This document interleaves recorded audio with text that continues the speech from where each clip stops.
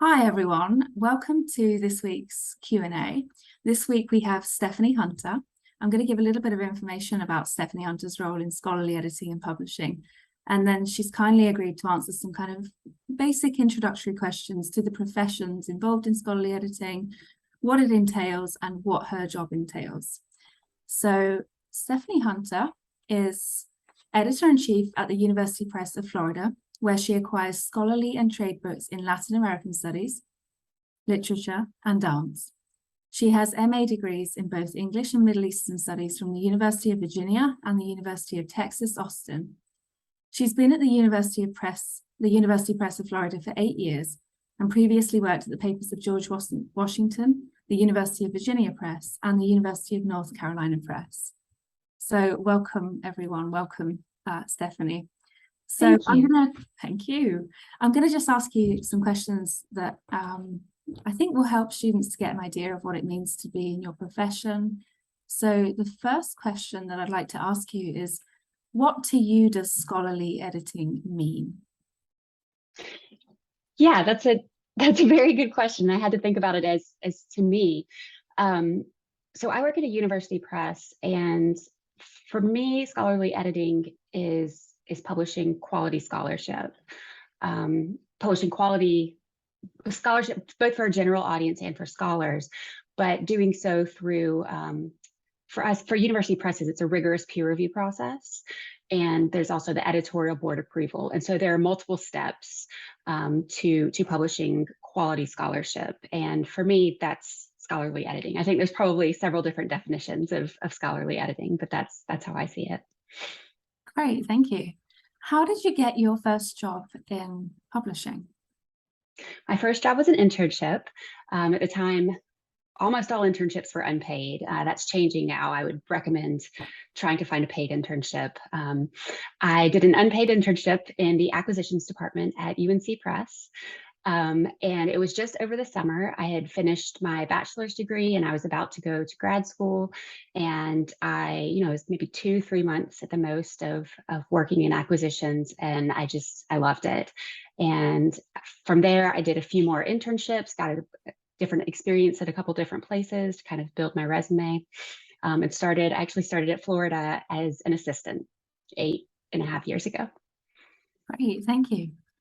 Can you describe a typical day in your job, please?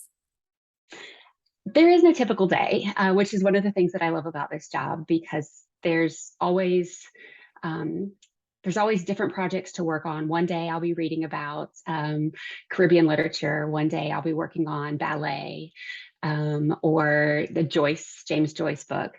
So there's this wide array of things that I'm reading about. I could be reading proposals, looking for projects that we might potentially publish, or reading manuscripts. Editors don't tend to read all manuscripts that are sent to them. We read parts of them. Finding reviewers, that's a very important part of the acquisitions editor's job, finding the appropriate peer reviewers. And then once we have those peer reviews in, I do a summary. I'll read through the reviews, read through the manuscript, and write a summary of what changes I think the author needs to make. I also have a lot of meetings with prospective authors, with scholars, just networking. There's a lot of networking involved in this role. You kind of touched on some of the answers here to the question I'm about to ask you, but the next question I'd like to ask is, what sort of editing do you do as part of your role?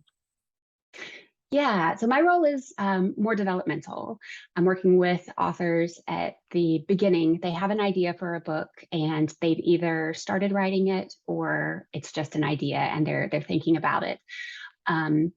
For the academic books, so I'll do trade or general interest books and academic books. For the academic books, the editing is maybe a little bit less hands-on because we do have that very rigorous peer review process. I'll provide suggestions based on shaping the book. And the challenge is that I'm not an expert in most of the subjects I acquire in, but that's that's actually a benefit, I think, to the manuscripts, because I'm reading it as someone who is coming to this, an informed reader, someone who's interested but not an expert. And so I'm reading that manuscript and giving the author feedback based on to help them develop the manuscript to be more accessible to a wider audience. I probably won't be able to read the entire scholarly manuscripts. I'll just give feedback on shaping and the development, the writing.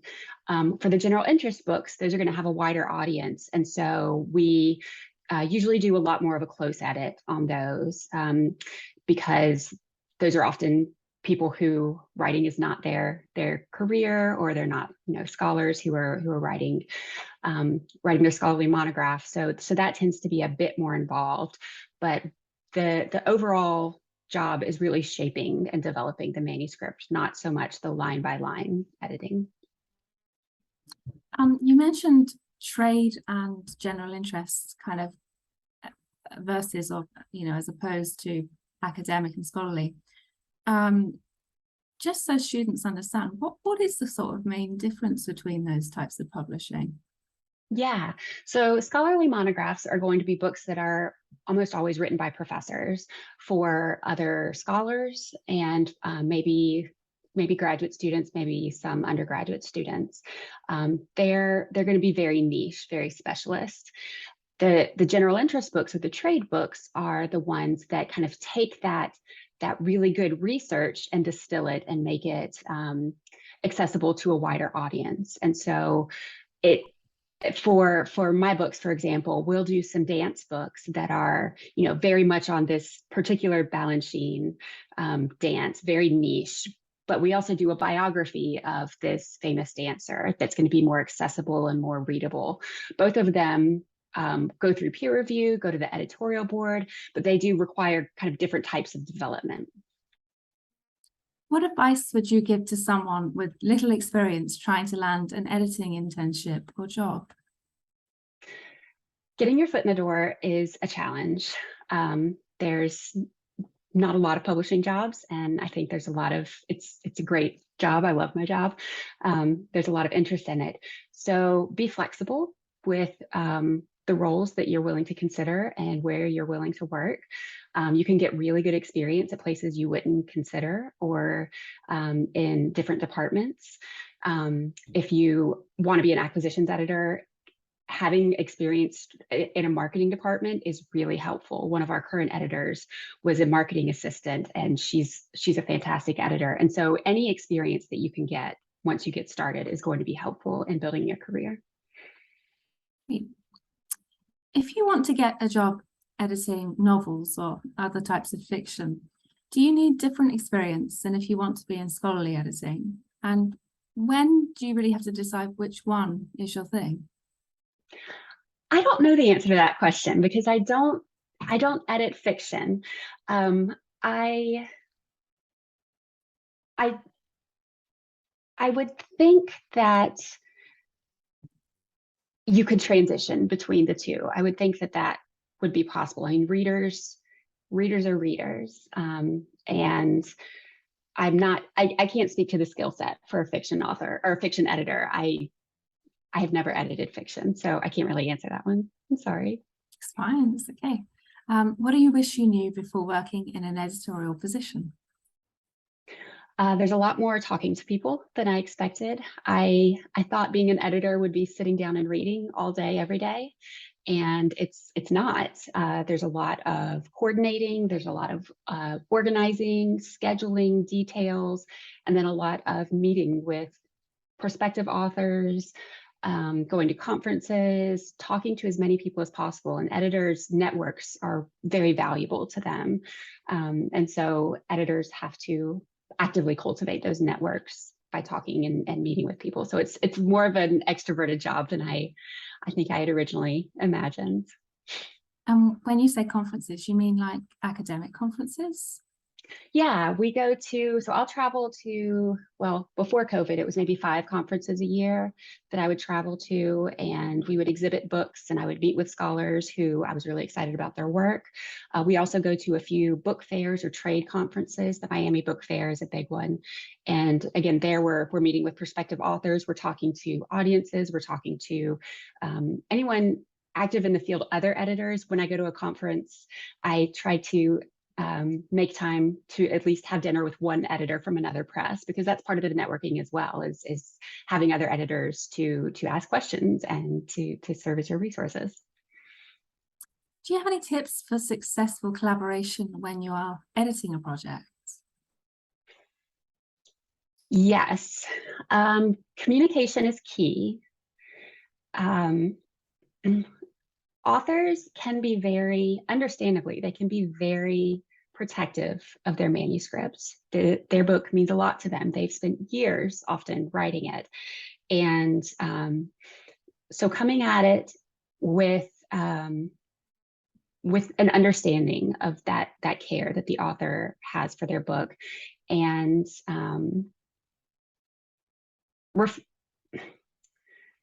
having that sort of attitude of suggestions, of kindness, of enthusiasm. Authors really appreciate when an editor is enthusiastic about their project. As an editor, it's really helpful to like a project, to be enthusiastic about it. So conveying that enthusiasm, connecting with the author, understanding the value of this project for the author.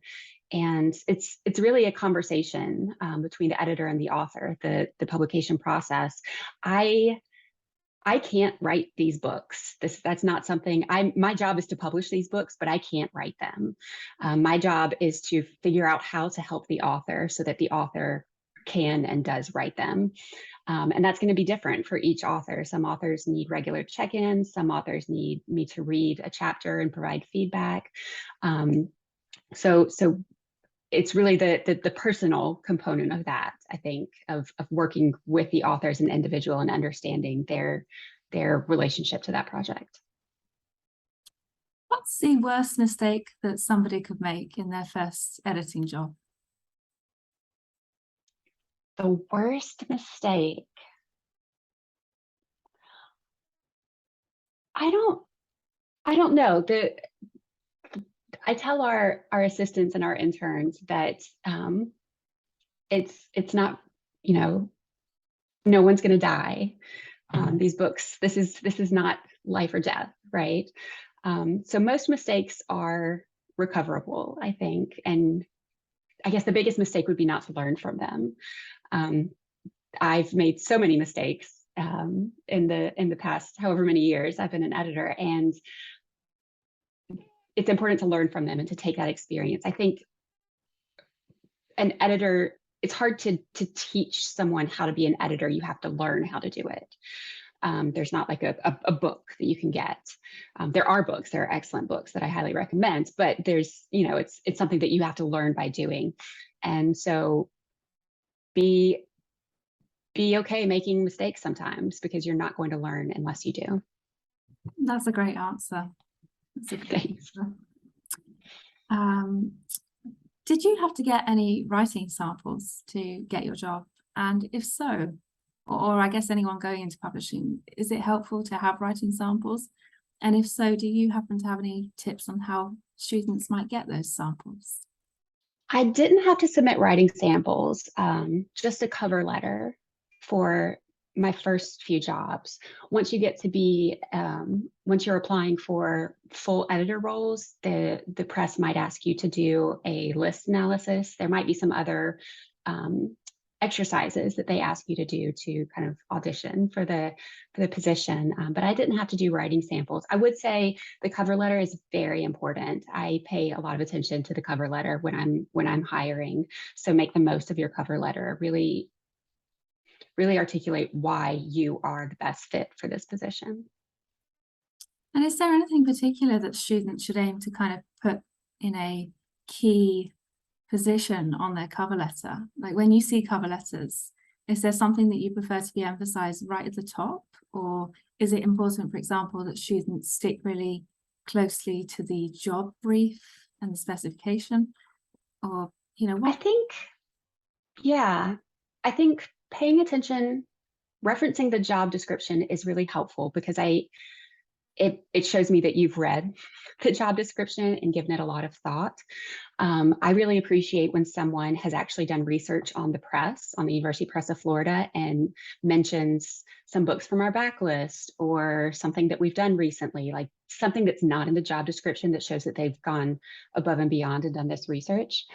Um, this kind of goes back to my answer about getting your foot in the door, but I think it's a cover letter should create a narrative about how your experience has uniquely positioned you to be the perfect candidate for this particular position. And so that's really what I'm looking for the cover letter to do. Great. Can you describe the life cycle of a book from when it comes to your press to when it goes to publication? Like, where does it Yes, I have a diagram. I wish I could pull it up and show you, but it would take a very long time to go through it. I can So send the it. acquisition, Really, that's really helpful. Thank you. yeah. So the acquisitions editor is on the front end of the process. We're meeting with prospective authors and deciding which projects that we want to invest the press time and resources in. So I talk to authors, I read proposals, and I also solicit projects. I'm looking for projects that I think might be interesting. Once I've decided on a project, I send it out for peer review. There may be a couple of rounds of peer review where the author gets the feedback from the reviewers and then they edit, they revise, and then it goes back out for review. Once we have sign off from those peer reviewers, then I present the project to our faculty editorial board. They give us final publication approval. They make sure that we've chosen the right reviewers, that this book is something that should bear the imprint of the University Press of Florida. After that, I get the final manuscript in, all of the images, the permissions, all of those little pieces, and prepare them to go into editorial. And that's where the project goes through copy editing. You know, someone's going line by line very carefully. We have typesetters who do the typesetting and design, proofreading and indexing. And that takes about 10 months for us until the book is published. That's kind of when the marketing department is doing a lot of the work, but we do a lot of the marketing before the book even publishes. We're releasing metadata, making sure it's available online and discoverable. And so once the book is published, we're going to be taking it to conferences, submitting it to journals for review. For trade books, we'll maybe be doing even more promotional events to public audiences. That's the life cycle very quickly. It's really helpful. Thank you. A couple of students have asked what production means in the context of scholarly editing. I was just wondering if you might be able to clarify that. Yeah. So production is the design and typesetting of the book. And the actual printing, choosing the printer, doing proofs, getting samples. If it's a book in color, we might need samples. The middle section, the copy editing, design, it's EDP, editorial design and production. And that's really that middle section that takes about 10 months. It comes after the acquisitions process, but that's where we're really like honing the details of the book, you know, refining the text and making the book a physical object, right? Envisioning how it's going to look in print. Hey, thank you. What for you is the biggest challenge in the publishing industry right now? There's several. The publishing industry is really behind in diversity and representation. And I think that's a huge problem because it affects the types of books that we publish. Everyone's going to be coming at this with their own perspective. And if you don't have a diversity of perspectives, you're not going to get the diversity of books. And so I think that's something that really needs to be addressed, and it's being addressed more now. I think paying interns instead of asking for unpaid internships is a big step towards that, making internships more accessible for anyone who is interested in publishing. But really actively diversifying the profession. Another problem is for scholarly presses like us, libraries, academic libraries are a really big market, and academic libraries are purchasing fewer books. They're becoming, their use on campus is more service-based, I think, creating spaces for students, providing services for students, and spending money on journals, making sure these scientific journals are all available. And those are very expensive. And so libraries have a limited budget, and they have less money to spend on humanities monographs. And that's concerning when university presses, rely on those libraries to purchase a certain number of books. Those are two of the big challenges right now. You mentioned internships again now. I was just wondering if you might know where should students actually look for internships? Is it a case of going on Google, or is it word of mouth, or is there maybe a particular publication where they're advertised in, perhaps? Yeah, the Association of University Presses has a job list, and a lot of university presses will put the internship positions on there. And you can also look there and see where there are university presses. You might need to go look and see if there's one at your institution. That I would recommend checking their website directly. I got my internship.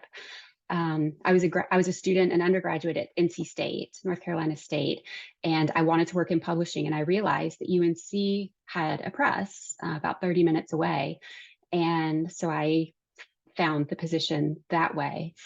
You could also look at Scholarly Kitchen, Publishers Lunch, Publishers Weekly, I think might include some internships.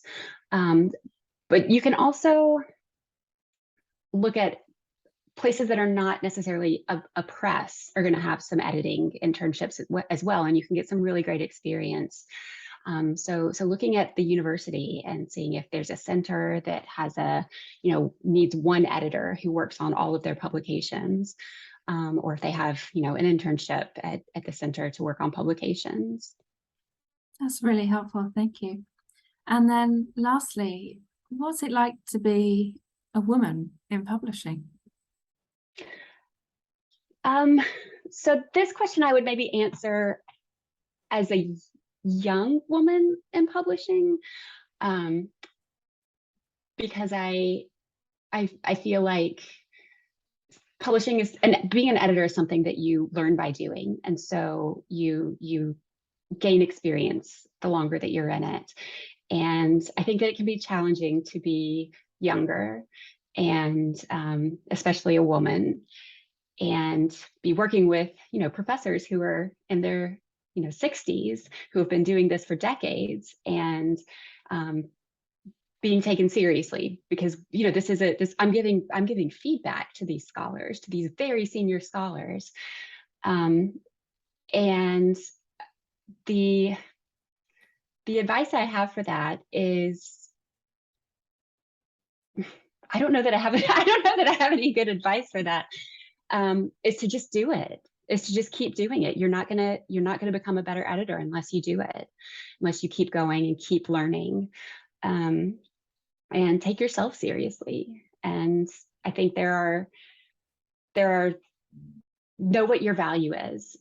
My value is in my enthusiasm. I really care about my projects, and I think enthusiasm can make you seem younger and less experienced. But that's my value. That's something that I bring to my projects. That's unique and